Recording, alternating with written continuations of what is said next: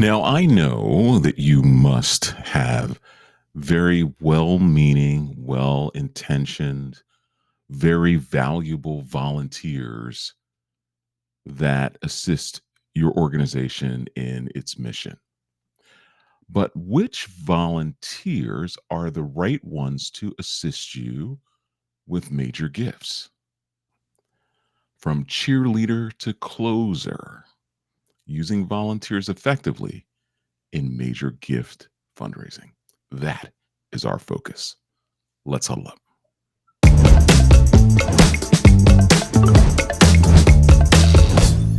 Hey, welcome to another episode of Huddle Up with Mark, the Fun Coach. I'm Mark Duncan. Before I get started, want to make you aware of a brand new resource that I have created just for you.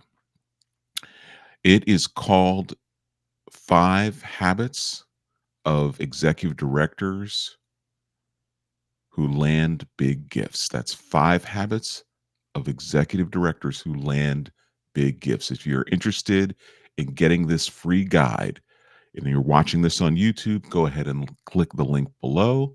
If you would like to get this free guide and you're not watching this on YouTube, go to my website, thefundcoach.com. And right there on the front page, you will see a link that you can click that will allow you to go ahead and download your copy of that. Also, I want to mention to those of you who may be interested in getting more information from me, if you are not connected with me or if you are not following me on LinkedIn, I would encourage you to do that. That link is below as well, and you can go ahead and follow me there, or go ahead and request a connection with me. I post on LinkedIn fairly regularly, practically daily during the week. I usually have some posts that people find helpful, but it is where I interact with most people on social media. So feel free to go there and check that out.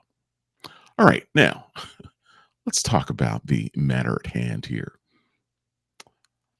So, I have had lots of experience throughout my career working with volunteers in the major gift space. Usually, it is around a capital campaign.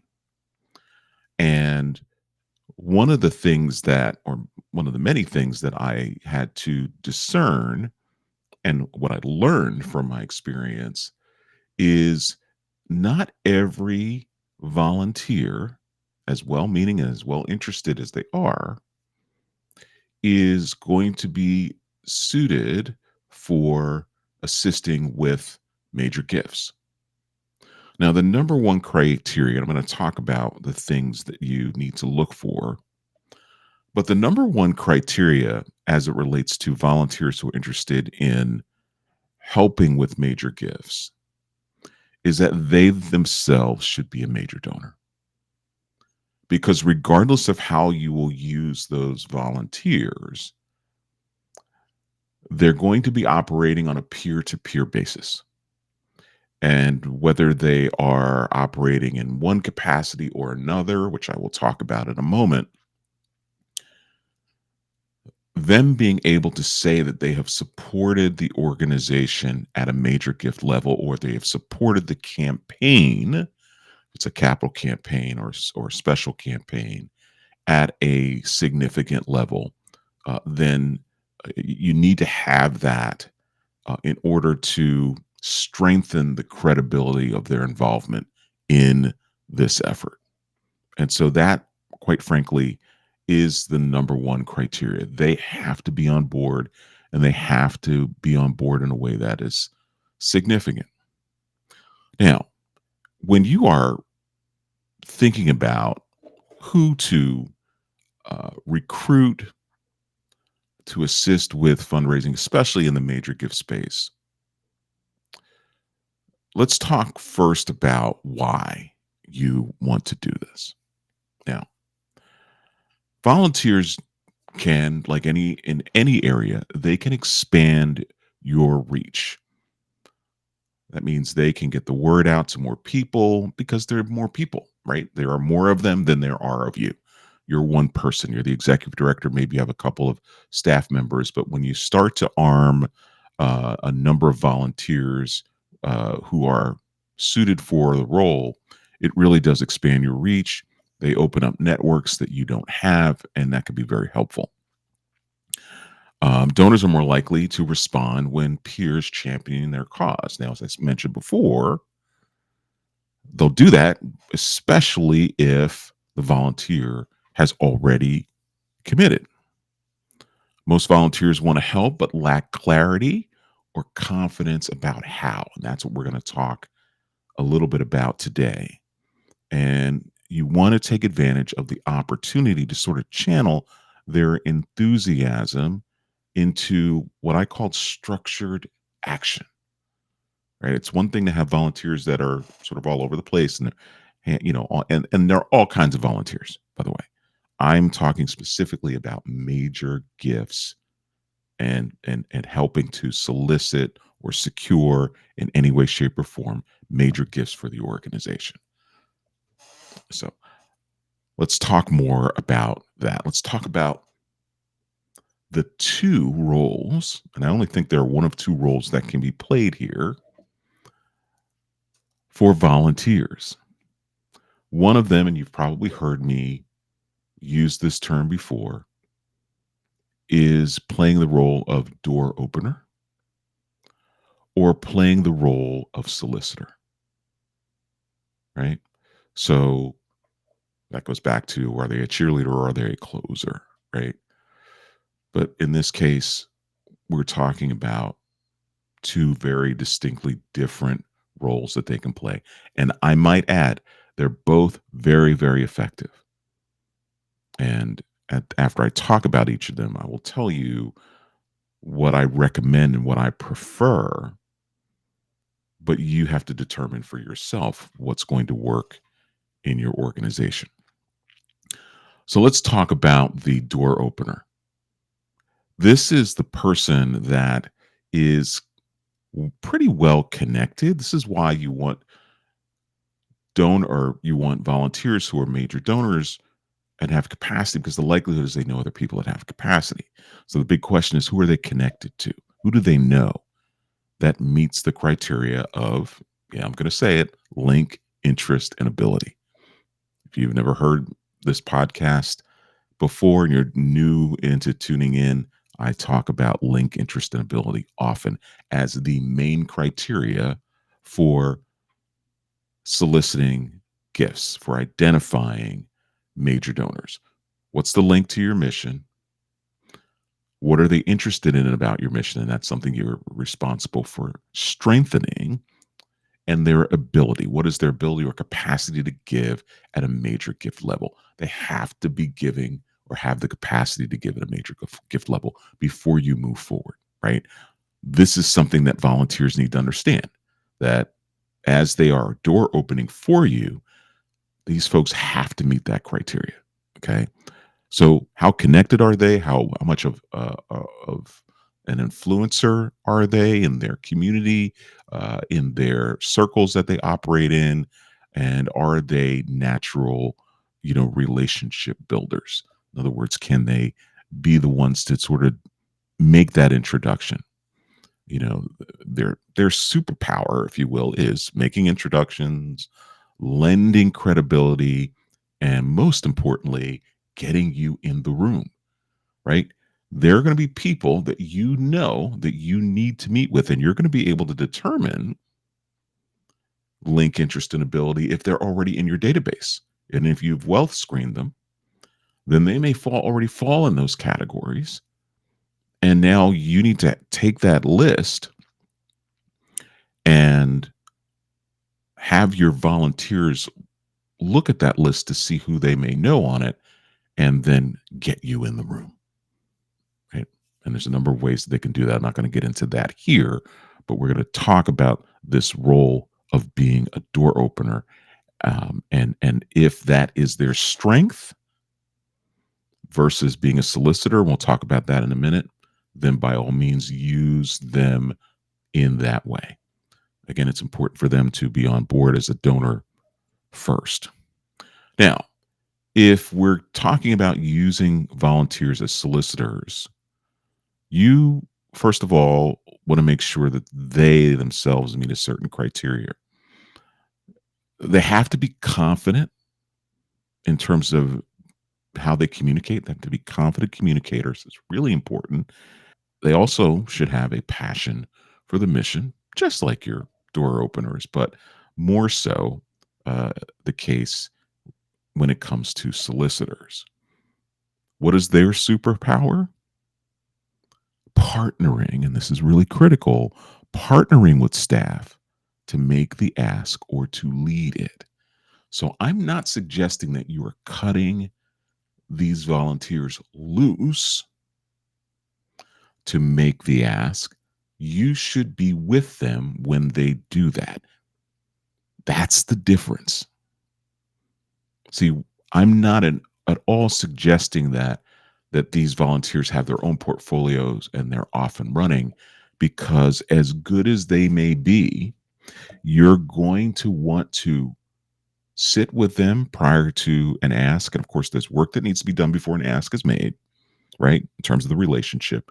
And they can help that process. They can lead that process or they can partner with you on that process, especially if they're leveraging their own relationship, right? They too are opening the door, but they're going to stay.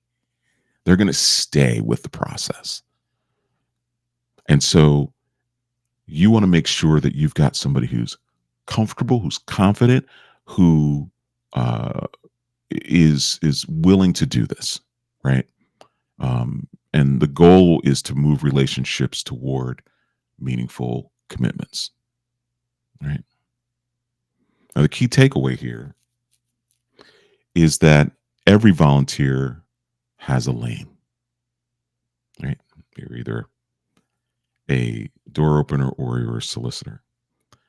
And when they stay in their lane, fundraising actually accelerates.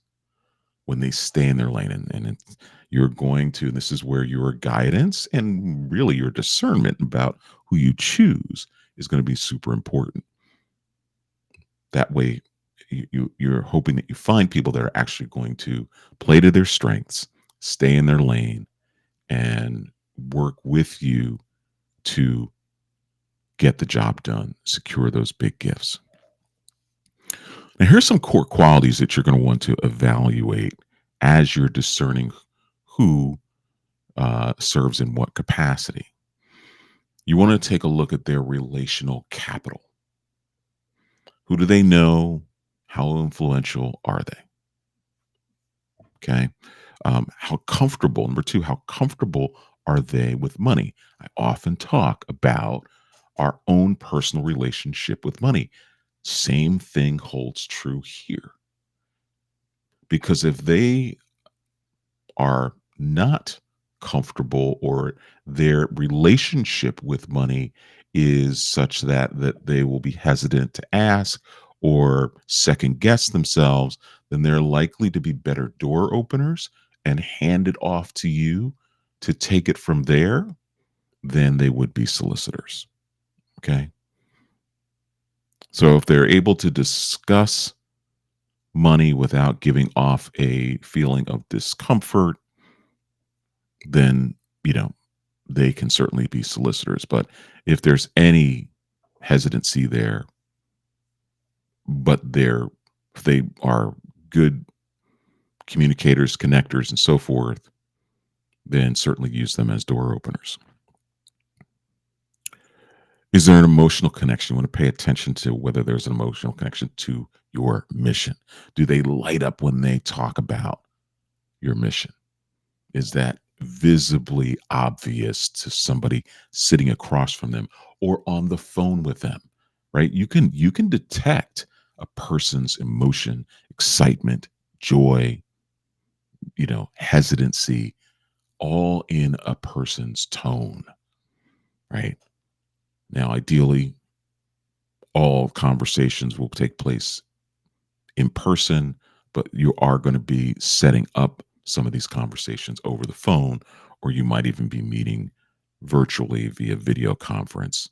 And that is okay if circumstances, um, you know, predict that.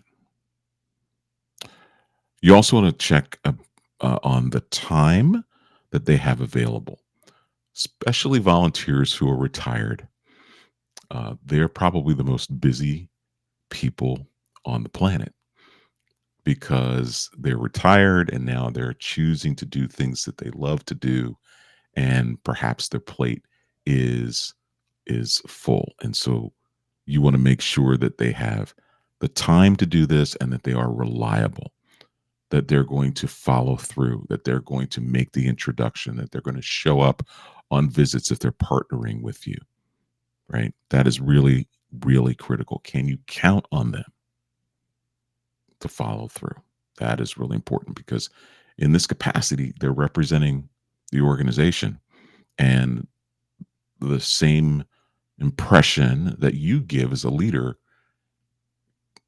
has to match what they give. And if they give off an impression that, you know, portrays being unreliable or, um, somebody that won't follow through, then that could be problematic going forward, right? You only get one chance to make a first impression. And finally, is their coachability. Are the people that you're choosing to assist with major gifts, the volunteers, are they coachable? Are they amenable? Are they willing to listen to guidance either from you or in some cases from a coach? Because I do work with volunteers who assist with either capital campaigns or with fundraising. And so are they coachable? And you've got to, if they sort of march to their own beat, right?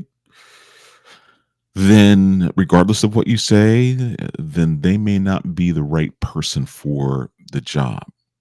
So if they're willing to learn and grow in their role, then that is good.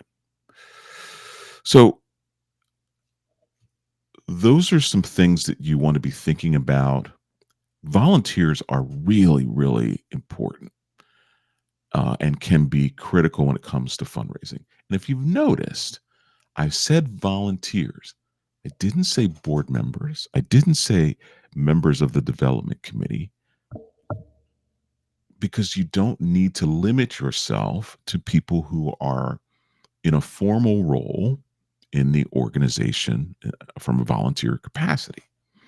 You don't have to use board members all the time. You don't have to use members of a development committee, right?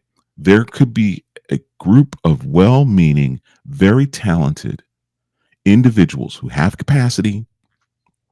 They don't want to be on a committee, they don't want to be on a board, but they're saying to you, look, I'm here. I am here to help you secure these significant gifts. Put me in, coach. Right. And then you can determine after talking with them what lane should they be in. Should they be a door opener or should they be a solicitor?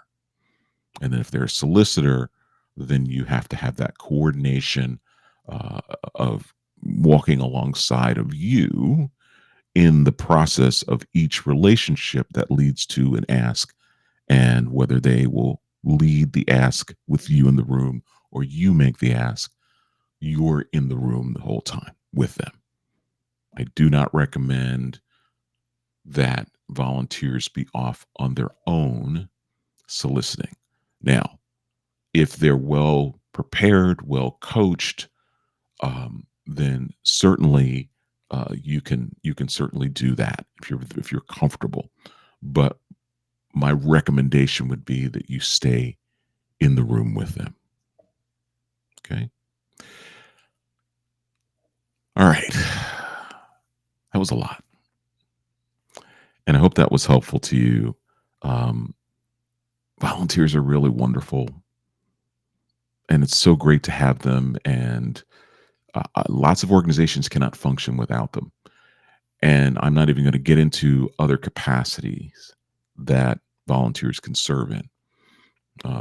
I will, however, be willing to do another episode on this, and I may invite an expert to join me as it relates to uh, volunteers on a broader scale. Although we'll keep it about fundraising, but I think it will be helpful to have another voice, in this conversation. So before I wrap up, there just want to leave you with a couple of common challenges that you might experience and how you can overcome them. So when it comes to volunteers and asking them to assist with major gifts, and you bump up against, hey, they don't want to ask for money, right? Then reframe it when you are recruiting them, and that you are offering or presenting them or presenting the donors with an opportunity to support the organization, that they're not begging, right? Help That reframe will help them feel more comfortable. They don't know how to approach, right? So equip them with, a list of prospects and some prompts. And again, these are probably going to be people that are better door openers, but they're still going to need to approach individuals on your behalf. And if they don't follow through, you want to use some gentle accountability um, language, quick check ins, short debriefs, recognition. These are the kinds of things that will help volunteers feel more comfortable about the follow through, because it really is just about a relationship. And we are leveraging the relationship of the volunteer to ultimately secure a significant gift for the organization that will make a difference, right? Because at the end of the day, as you know, this whole thing that we call fundraising, it's not about the dollars. It's about what the dollars do for the people that you serve. I hope this has been helpful to you. If you have any questions, uh, feel free to drop them in the comments below. Don't forget to like and subscribe. Or you can certainly email me at mark@thefundcoach.com. Thank you, and we'll see you next time.